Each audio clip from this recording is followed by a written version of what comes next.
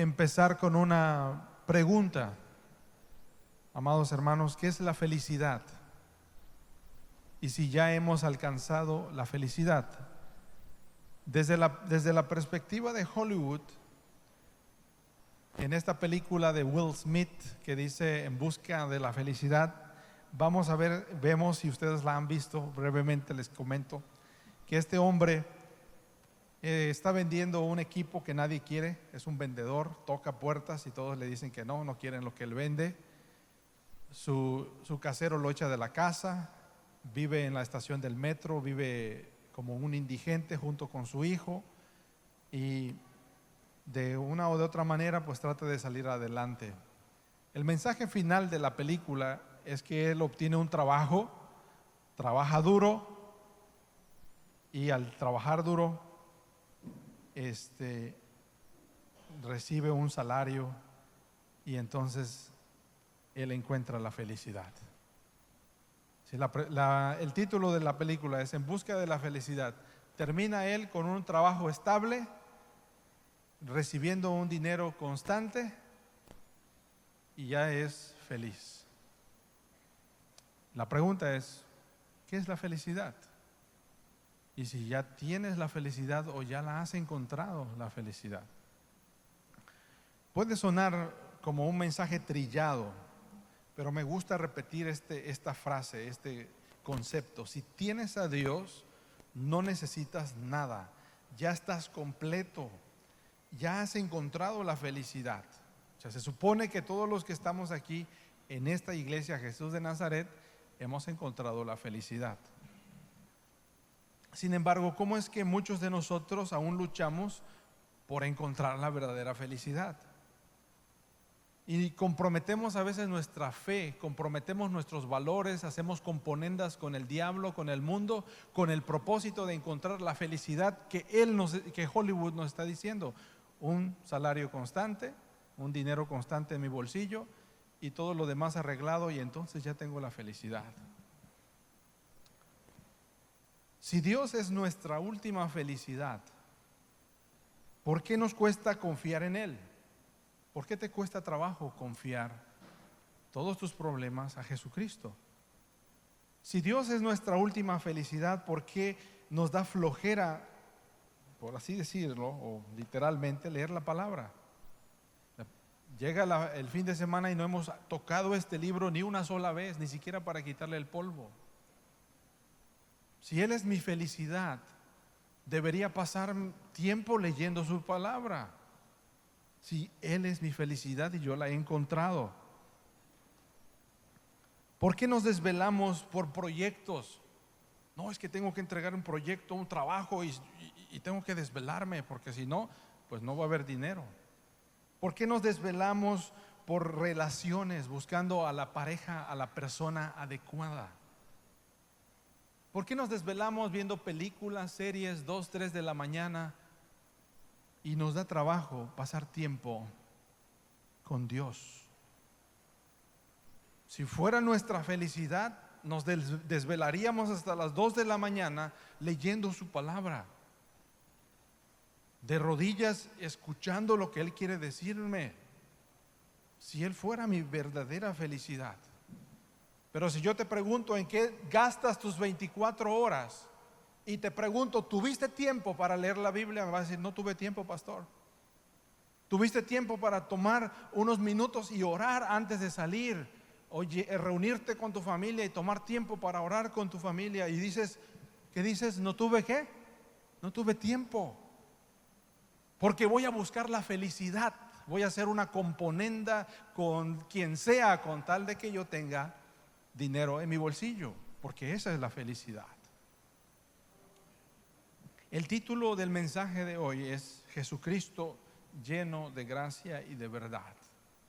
Y podemos decir felicidad es tener la gracia y la verdad de Jesús. Esa sería la felicidad. Abramos nuestros oídos a lo que Juan el Bautista, seguimos con él en el capítulo 1 de Juan. ¿Qué está diciendo Juan el Bautista acerca de Jesucristo? Es la verdad que yo he estado proclamando en este púlpito, desde este mensaje. la verdad acerca de quién es Jesús. En una sola palabra podemos resumir: Jesús es Dios. Si yo tengo a Jesús, Jesús es el creador de todo, es Dios, yo estoy completo, no me falta nada, no tengo por qué estresarme, ni tener gastritis, ni colitis, ni úlceras nerviosas, ni insomnio. Si yo lo tengo a Él, entonces todos mis problemas deben estar resueltos. Pero siempre hay una tensión entre mantener el equilibrio y decir, bueno, no quiero ser un holgazán, tengo que trabajar. Pero ¿cómo ser una persona equilibrada en el conocimiento de Él? Jesús es superior a todo, nos está diciendo Juan en el versículo 15. Allá en su bosquejo puede seguirme. Juan dio testimonio de Él. Estamos hablando de Juan el Bautista. Dice, Juan dio testimonio de Él y a voz en cuello proclamó: este es aquel de quien yo decía, el que viene después de mí es superior a mí, porque existía antes que yo. Este es, en otras palabras, D-I-O-S, Él es Dios.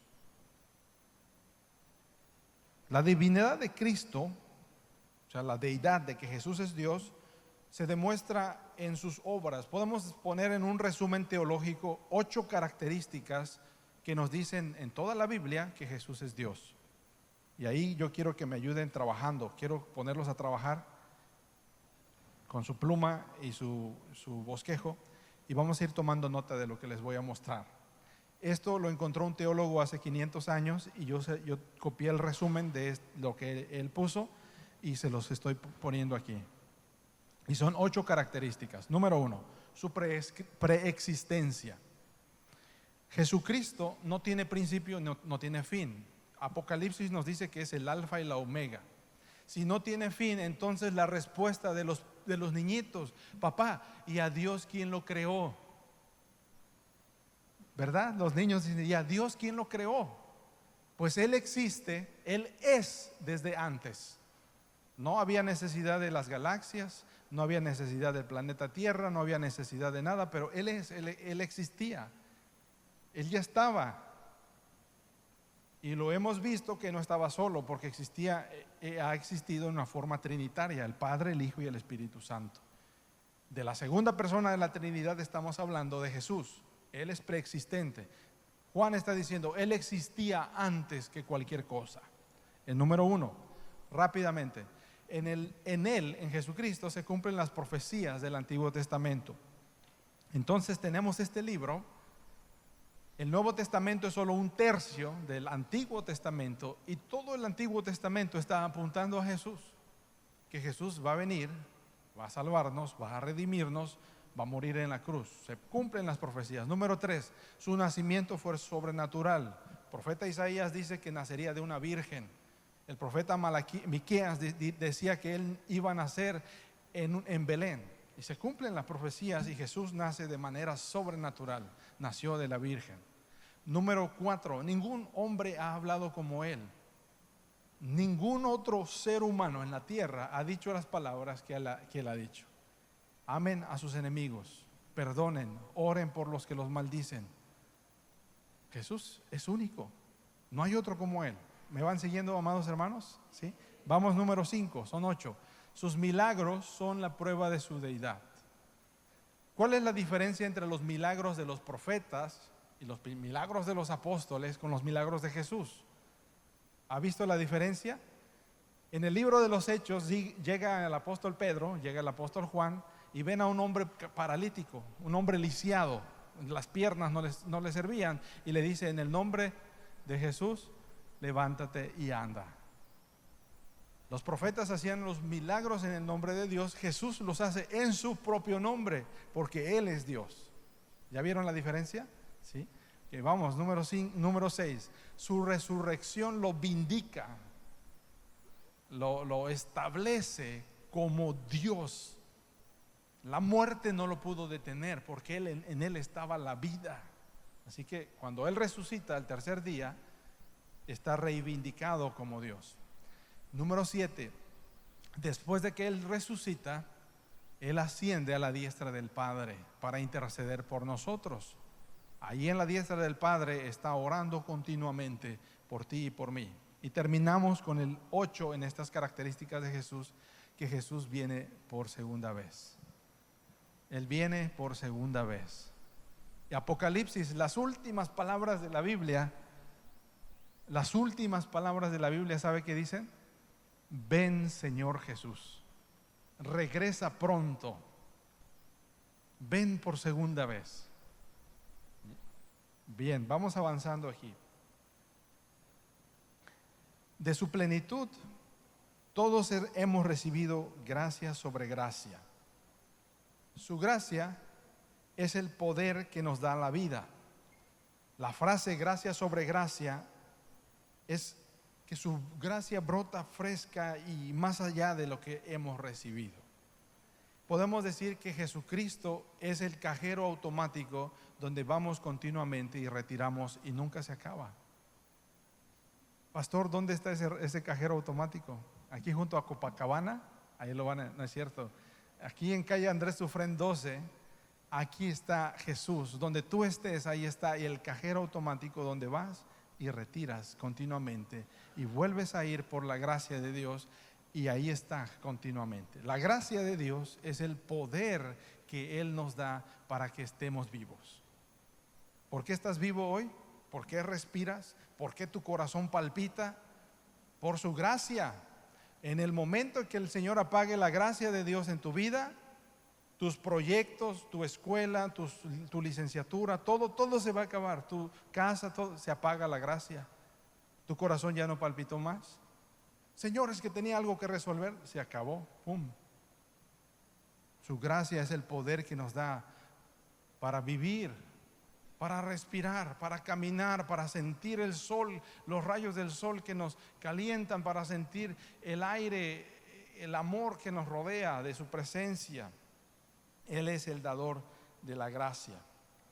En Él se supone entonces, si Él es el cajero automático del cual recibimos gracia sobre gracia, se supone que nosotros deberíamos ser la gente más feliz de la tierra. Sí. Ni Carlos Slim, ni Bill Gates, ni todos los tycoons y todos los magnates del mundo serían tan felices como nosotros deberíamos serlo.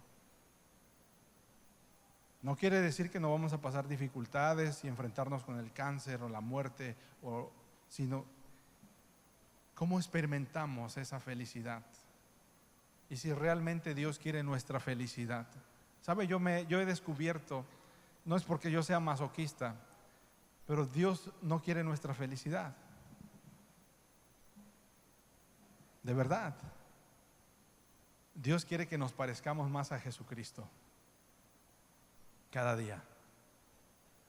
Y cuando esto se lo dijo Jesús a sus discípulos, habían 5,000 que lo seguían y todos los demás se fueron, solo quedaron los discípulos. Se decepcionaron de Jesús. Y entre más rápido caiga esa decepción, es mejor, porque no tienes falsas expectativas de Dios. Vengo a Dios para que me resuelva los problemas. Para eso están las aspirinas. Vaya a la farmacia y cómprate aspirinas, se te quita el dolor de cabeza. Pero Jesús no es nuestra aspirina. No es la droga que nos inyectamos para tener un viaje y deshacernos de la realidad. De ninguna manera. Seguimos leyendo. Jesús dice que la ley, ¿por medio de quién fue dada? Por medio de Moisés. Recordemos en el Antiguo Testamento. Vamos a un examen de la Biblia. ¿En qué capítulo de la Biblia están los 10 mandamientos? Éxodo 20. Éxodo 20 es el segundo libro de la Biblia. ¿Quién recibe estos mandamientos? Moisés. Entonces Moisés sube a la montaña, recibe los 10 mandamientos, baja de la montaña y se los da al pueblo de Israel. Pero antes había ocurrido en un contexto de gracia, de bendición. Los saca de Egipto por gracia, de manera gratuita, los mete al mar, el mar se abre, no se mueren, salen al desierto, llegan a la montaña de Sinaí. Ahí reciben la ley.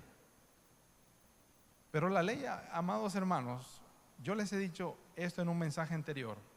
La ley es un ayo, dice la Reina Valera 60. Es un pedagogo. ¿Alguien es un pedagogo aquí? ¿Un maestro? estudió el magisterio. La pedagogía surge de este esclavo que su tarea era tomar al niño y llevarlo a la escuela. En la Grecia antigua, la Grecia clásica, los hacendados contrataban o tenían un esclavo y su nombre era el pedagogo. Él tomaba al niño, se aseguraba que entraba a la escuela, lo esperaba en la puerta de la escuela cuando terminaba y se lo llevaba a la casa. Pablo dice que la ley es un ayo, que es un pedagogo. ¿Por qué, hermanos? Porque nos dice que necesitamos a Cristo. Las mamás saben bien esto. El termómetro va a decirle que el bebé tiene 39 de temperatura, que ya va a convulsionar ese bebé si no hacen algo, si no le dan un baño de agua fría. Ese bebé va a convulsionar porque el termómetro está marcando. Pero el hecho de que le pongas 10 termómetros no le va a bajar la temperatura, ¿verdad? Tienes que llevarlo al médico para que el niño sane. La ley es nuestro termómetro. Nos muestra la gravedad de nuestra situación, que estamos totalmente a punto de convulsionar por nuestros pecados. Y la tarea de Jesucristo, de la ley, es llevarnos a Jesucristo de la mano. Y dice: mira, yo no te puedo resolver tus problemas, pero aquí está quien sí puede resolverlo. Se llama Jesús. Por eso dice, la ley fue dada por medio de Moisés, pero la gracia y la verdad, ¿qué pasa? ¿Por medio de quién vienen? Por medio de Jesucristo. Me van siguiendo, ¿verdad? Ok. Jesús es el dador de la gracia y la verdad.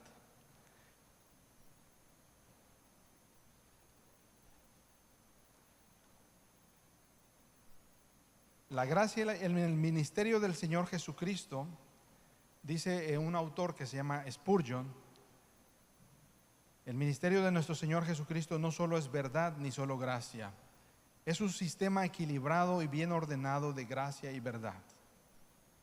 Lean conmigo Salmo 85:10. ¿Sí lo puse ahí en su bosquejo? Si lo encuentran, ayúdenme a leer.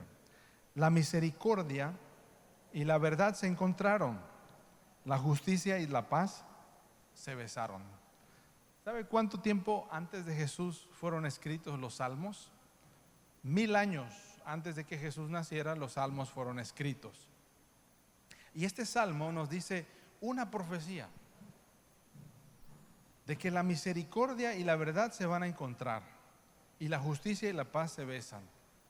Y el lugar donde se encuentran la misericordia y la verdad no es otro lugar que la cruz de Cristo. La cruz de Cristo es un símbolo muy poderoso, hermanos. La persona que está crucificada no está en la tierra, tampoco está en el cielo. ¿Dónde está la persona crucificada? Está suspendida.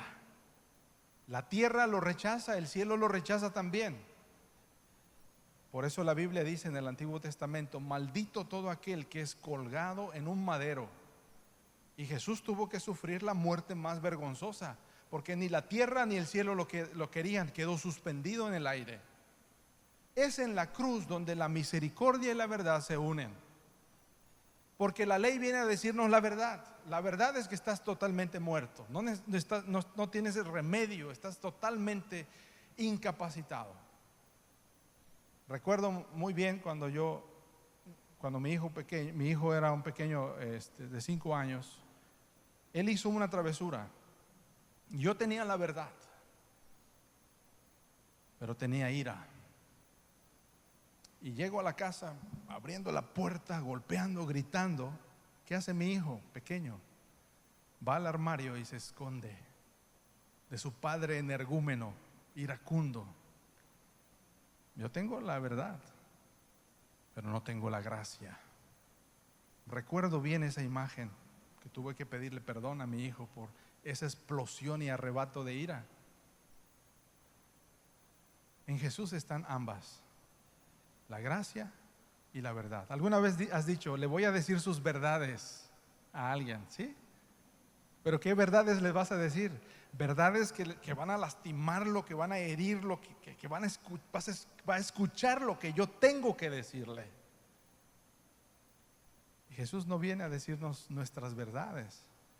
Jesús sube a la cruz y ahí la gracia y la verdad se conjugan. Ahí estando Él suspendido en la cruz por nosotros, es cuando se encuentran.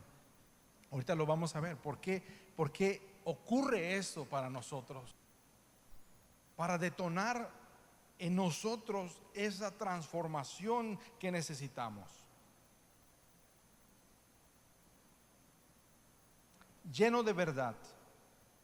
Romanos 6:23 nos dice la verdad. La paga del pecado es muerte. El hombre sin Dios está muerto en pecados y delitos. Y lo peor de esto es que no está condenado a que sea borrado de la faz de la tierra o aniquilado. Esto sería lo mejor que nos podría pasar, sino está condenado a un tormento eterno. Es real, un lago que arde con fuego y azufre. No hay un lugar intermedio, no hay un limbo en donde tú te quedes después de que mueras, ni vas al infierno ni al cielo. O te vas al infierno o entras al cielo con Cristo. No hay otro lugar. Cuando uno muere, o vas al cielo o vas al infierno, a la condenación eterna. Fuimos creados para la eternidad. Puede ser esta con Dios por siempre en el cielo nuevo y en la tierra nueva, o puede ser esas vacaciones en el lago que arde con fuego y azufre. ¿Alguien quiere reservar a ese lago? No se lo recomiendo. El gusano no muere y el fuego nunca se apaga. Esa enemistad que produjo la eterna separación del hombre y Dios viene a ser salvada a través de Jesucristo. Y el ministerio de Jesús es revelarnos al Padre Celestial. Estos pequeños versículos de Juan nos están dando esta revelación. Vamos a ver estos versículos, por favor, acompáñenme. ¿Puede leer conmigo? Nadie ha visto jamás a Dios. El unigénito Dios que está en el seno del Padre, Él le ha dado a conocer. Muy bien, tome nota de este versículo, Juan 1:18, y esta palabra que se llama seno, el seno del Padre. Subraye el seno del Padre.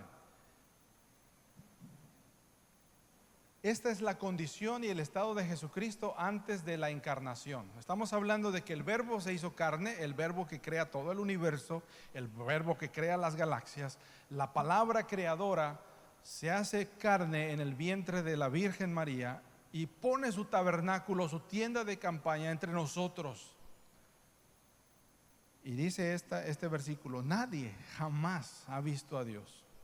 El unigénito Dios está hablando del Verbo, de Jesucristo, que está en el seno del Padre. Él le ha dado a conocer. La palabra griega que se traduce por seno se refiere a esta parte, hermanos. Es la parte frontal del cuerpo. Es lo que va desde los brazos, el torso, el vientre, las entrañas. Este es el seno. ¿Hay algún médico aquí? La palabra griega seno en griego es kolpos. ¿Algún ginecólogo? Colposcopía. Cuando a alguien le hacen una colposcopía es a una mujer, porque le van a hacer un análisis de cómo está su vientre, cómo está su seno. Y dice que Jesús, antes de que todo existiera, Él habitaba en ese seno del Padre. Eso es el seno. Ese borreguito está en el seno de su pastor, en los brazos de su pastor. Es el lugar más cercano, más íntimo. El esposo abraza a la esposa y le da un beso, la pone en su seno. La madre, después de llevar en su vientre a ese bebé, nace y lo pone en su seno para alimentarlo. El bebé no se preocupa de nada, tiene todo. Tiene comida, tiene calor, tiene protección. Ahí está en el seno del Padre. Ahí está en el seno de la persona. Y nos dice esta escritura. ¿Cómo traduce la versión internacional seno aquí? A ver, descúbralo. Ayúdenme a leer. ¿Cómo traduce? A Dios nadie lo ha visto, nunca. El Hijo unigénito, que es Dios y que vive en unión íntima con el Padre, nos lo ha dado a conocer. ¿Cómo traduce seno la versión? Unión íntima. ¿Sí? Esta sola palabrita, colpos, le pone ahí unión íntima con el Padre. ¿De qué manera lo podemos ver más adelante en el Evangelio de Juan, en el capítulo 13, cuando están en la mesa, en la Santa Cena, que en un momento vamos a celebrar? Están los 12 discípulos. Los judíos no tienen mesas como las nuestras. En el tiempo de Jesús era una mesa pequeñita al ras del suelo y se recostaban. Y el apóstol Juan, él se denomina el apóstol que Jesús amaba, el discípulo amado. Ayúdeme a leer. Uno de sus discípulos, al cual Jesús amaba, estaba recostado al lado de Jesús. ¿Cuál cree que es la palabra en griego para al lado de Jesús? La descubrieron. Seno. Ese es el lugar donde puedes estar en seguridad. Él dice: yo voy a ser el discípulo más rayado de todos. Me voy a poner cerca de Jesús. Voy a estar en su regazo de Cristo. Sabía que era un momento especial. ¿Me vienen siguiendo, amados hermanos? Vamos bien, no hemos terminado. Ténganme paciencia, porque tengo algo muy importante que decirles. Y no me voy a bajar de este lugar sin antes decirles lo que tengo que decir. Sí, ténganme paciencia. ¿Me van siguiendo? Sí.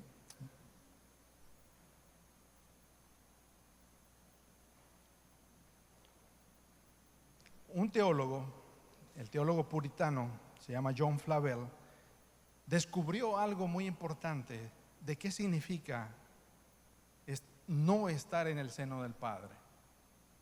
¿Qué es no estar en el seno del Padre? Imagínate, amado hermano, amigo, que tú vives en una región, una zona exclusiva de Acapulco. Tienes guaruras que te cuidan, tienes muros altos que te protegen, cámaras de seguridad. En tu casa no falta nada, tienes tu refrigerador lleno. Abres la alacena, está llena tu alacena. Vas a tu cama es la más acolchonada del mundo. Tienes climatizado tu cuarto. Tienes las últimas pantallas de HD. Estás totalmente bien. Si te digo, ve al barrio de los sicarios, donde te matan gratis, te secuestran, te destazan, ¿tú harías eso? ¿Tú te saldrías de tu vecindario e irías a vivir en el lugar donde están las cloacas abiertas, los ríos de aguas negras, entre cerdos, entre casuchas cayéndose? Tú no lo harías. ¿Qué no es el seno del Padre? Tome nota. Número 1. El seno del Padre no es un lugar de llanto ni de dolor.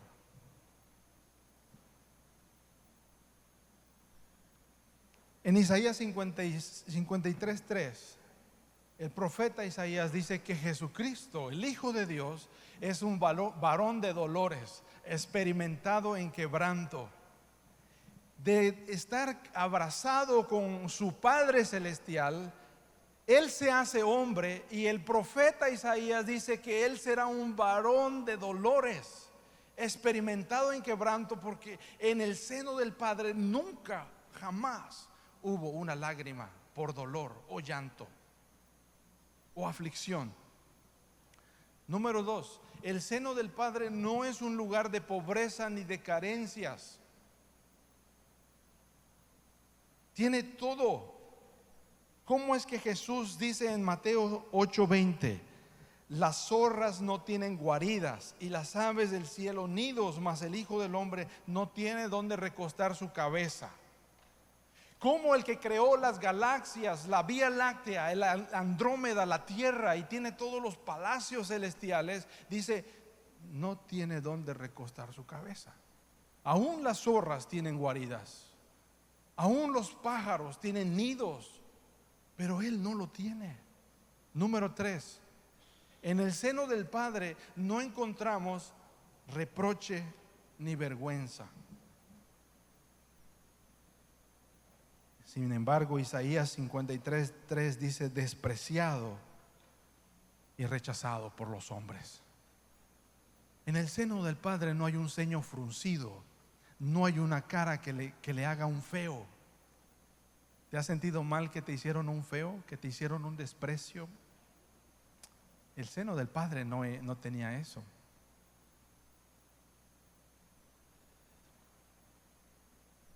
Número 4, en el seno del Padre no hay cabida para la tentación hacia la impureza. ¿Cómo es que Jesús entonces dice que fue llevado por el Espíritu al desierto para ser tentado por el diablo? Avanzamos, número 5. Nunca antes tuvo conciencia de dolor o de tortura en el seno del Padre. No hay un concepto de eso. La encarnación lo llevó a que Él fuera herido por nuestras rebeliones, molido por nuestros pecados, para que el castigo de nuestra paz cayera sobre Él y por su llaga fuéramos nosotros curados. ¿Cómo cambias la mansión por un vecindario lleno de sicarios que te van a matar, te van a despedazar, te van a crucificar, te van a despreciar? Tú no lo harías, porque estás en el mejor lugar del mundo, deleitándote por toda la eternidad. No lo harías. Pero en el consejo eterno, antes de la fundación del mundo, sabía Dios que Adán y Eva iban a caer, iban a pecar, y Jesús dijo: yo voy a salvarlos. Yo voy a hacerme hombre, voy a entrar en el vientre de María, voy a nacer y caminar con ellos. Y el Padre le dice: te van a despreciar, te van a rechazar. El castigo de nuestra paz tendría que ser sobre Él, y por su llaga tendríamos que ser nosotros curados. Así que, amados hermanos, lo que está ocurriendo en el mundo, amigos, una hoja del árbol no se cae, un cabello de la cabeza no está sin la contabilidad de Dios. No hay cosa que está ocurriendo en todo este universo que no esté atrayéndonos a Jesucristo y diciéndonos: Jesucristo es el centro, es la vida, es el aliento, el alimento, el poder que nos sostiene. Tiene una persona, tiene un nombre, se llama Jesús, se llama Jesucristo, y fue de carne y hueso, no fue un fantasma. Caminó, se puso sandalias, pisó el polvo. Así que no puedes decirme que no te entiende. Es que nadie entiende lo que yo estoy pasando. Nadie entiende los desprecios que yo estoy viviendo. No puedes decirme eso, porque Jesús sí lo entiende, porque lo tenía todo. No había pobreza ni carencia en ese regazo. Vamos avanzando porque no hemos terminado. Vamos apenas en el número 5. Así que no es obra de la casualidad que tú estés aquí, porque Jesús está lanzando su atarraya y te está jalando y te está diciendo: te amo y quiero transformarte, para que veas de qué tamaño es el amor que yo tengo, siendo Dios mismo, que vine por ti. El seno del Padre no es un lugar de abandono o de desamparo. ¿Por qué en la cruz Él tenía que decir: Dios mío, ¿por qué me has abandonado? No había necesidad. Pero en la Trinidad hay una ruptura, hermanos. El Padre Celestial tiene que romper su relación con el Hijo, porque el Hijo se está identificando contigo. Pero ¿por qué si fue Adán el que pecó? Pero la Biblia dice que en Adán todos morimos y heredamos esa naturaleza y esa enemistad con Dios. Déjame hablarte de Jesucristo, no quiero saber. Déjame hablarte de Dios, luego no tengo tiempo. No quiero de Dios, no me hables ahorita. ¿Has encontrado a alguien así? ¿Has sido tú como ellos? ¿Fuiste así como esa persona? Claro, porque tu corazón se enemistaba con Él. Y es Dios mismo viniendo al océano, al más profundo del abismo, sacándote esos huesos muertos del abismo y poniéndole carne, poniéndole tendones, ojos, músculos, soplando aliento de vida. Y entonces tú respondes. Tú respondes porque es soplando Él en tu vida y te das cuenta, sí, Él me ama, lo necesito. ¿Por qué me has abandonado? El seno del Padre no es un lugar donde haya arrebatos de ira o enojo. ¿Conocen ustedes esos arrebatos de ira? Esos golpes de mesa, esos azotones de puertas, esas palabras altisonantes, esas maldiciones que cualquiera se taparía los oídos para escucharlas. No hay eso en el seno del Padre. Es un abrazo, es un bebé que está abrazado, es un hijo querido. Pero tanto amó Dios al mundo, tanto te ama a ti, que dio a su hijo. ¿Tú qué harías si tienes una niña que va caminando en la calle y pasa una banda de bandoleros, la secuestra, la viola y la mata? ¿Tú dejarías que eso ocurriera? No, harías todo lo posible por evitar que tu niña, la niña de tus ojos, la dañaran. Pero el Padre dice, tanto te amó que dio a su hijo por ti. No te vuelve la cabeza, el cerebro pensar qué amor tan grande podría haber sido ese. Cuando me trato de pensar, me pongo de rodillas y pienso cómo es ese amor tan grande que Dios tiene para mí. Y con este termino. Si no habían estas 7 cosas anteriores en el seno del Padre, la última no podría estar. La número 8. ¿Qué es lo último que puede ocurrir en esa relación? En el seno del Padre hay vida abundante, no hay muerte. Y Jesús tuvo que venir y experimentar esa muerte y ese dolor. Pero pastor, ¿por qué hay enfermedad todavía? ¿Por qué los malos? ¿Por qué se enseñorean todavía? ¿Por qué todavía hay? Mire, todo esto que pasa con Jesús tiene una sola palabra. Esta es una palabra dominguera: propiciación. Escúchela bien: propiciación, en lugar de cubrir nuestros pecados. Cubrir. Adán y Eva se quieren, cuando pecan, ¿qué hacen? Se quieren cubrir con hojas. El Señor mata animales y los cubre con pieles. Cubrir, propiciación. Entonces el sufrimiento de Jesús es por, ¿cuál es la palabra dominguera? Propiciación. Mi sufrimiento, escuche bien esto, mi sufrimiento es por proclamación. Yo sería un mentiroso si te dijera, a ver, entrégale tu vida a Jesucristo, tus deudas se van a acabar, tus relaciones familiares se van a resolver, tu empresa va a prosperar, nadie te va a asaltar, nadie te va a cobrar cuota, nadie te puede hacer nada porque tienes inmunidad. El pastor Loya te la asegura. Que me metan a la cárcel por mentiroso, porque no te puedo asegurar que eso nunca te pase. El sufrimiento a partir de conocer a Jesucristo es por proclamación, porque en medio del sufrimiento, ¿sabes qué? Vas a proclamar todo esto que vimos acerca de Jesús. Vas a decirle a la gente, vas a decirle a la gente que has saboreado a Dios.